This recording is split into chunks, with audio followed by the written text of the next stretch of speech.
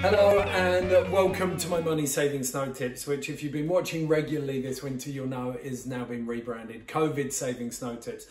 Kicking off the show as always with a little tour of the Alps to find out what's going on, the good, the bad, and of course the ugly, which seems to be quite regular.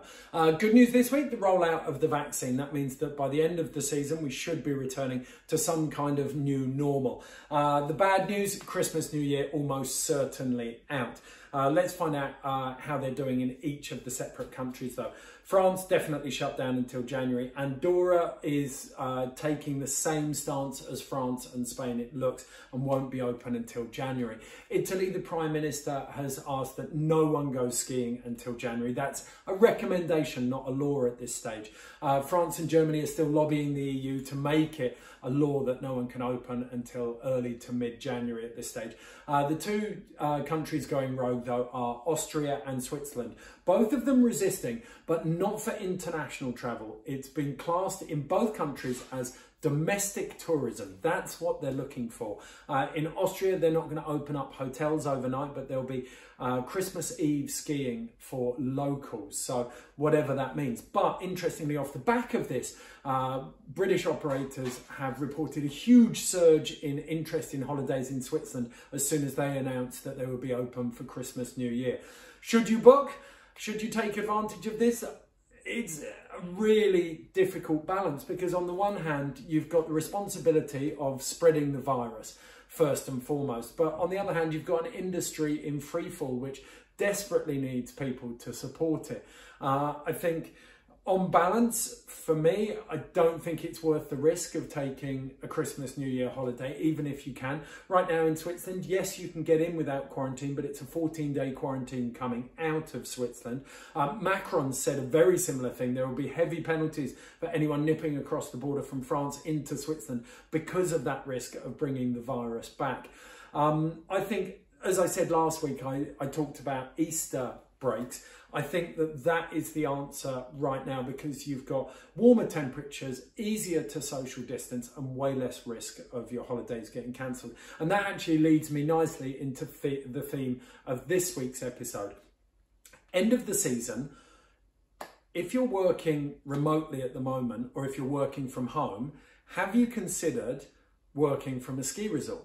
If you're not working, if you're at home until late spring, early summer, then there's nothing stopping you, if the restrictions drop off and your insurance will cover it, from heading out to the Alps. It's a very early Easter this year. It starts on the 2nd of April, so it'll be done on the 15th of April. So it's very likely that you could go out and get 2, maybe 3 weeks in the higher resorts like Teen or Stubai or Zermatt of late season skiing. You could actually go out there and they'll definitely be some very, very cheap deals on offer. I'm going to link to some of those in the text.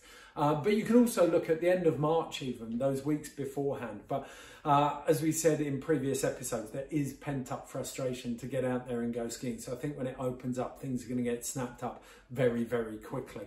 I've put an episode out before on how to get out to the Alps this winter, so you can check that out, but there's some links in the text as well. But then I'll also put in some hostels and some really good self-catering links. Go and check Airbnb and HomeAway as usual, and as I always say, check with the individual on those self-catering websites as to their cancellation policies. The key part of this though, the first thing you want to look at is insurance, and we're going to be going over that next week to find out exactly what you're covered for and how to get hold of the best insurance cover at this time.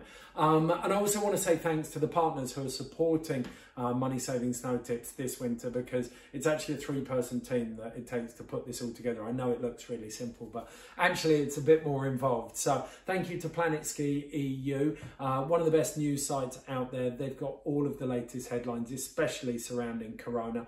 Snow Forecast, always pushing the videos. If you want to go over and see them and punish yourself looking at how much snow is falling in the Alps and how much is forecast, go and enjoy yourself over there. I promise you, it's bittersweet. And then, of course, Intersport. They're running one of the best COVID-friendly operations out in the Alps at the moment. They promise queueless systems. You can queue on your phone, so when you get into the shop to try on all of your gear, it's socially distanced. And interestingly, they've got touring gear and split boards available this winter. So if you want to get way away from everyone, you've got the opportunity to do that as well. One person who I think deserves a mention as well, she's been doing a sterling job, not just as in her day job as a journalist for The Telegraph, but also as an independent on Twitter. She's punching out some really good content. Go and check out Lucy Aspden on Twitter. I'll put a link to her handle in the text. As always, though, the gold on these episodes comes from your comments and advice in the text and comments. So make sure you populate those as always. Thanks for watching. I'll see you next week.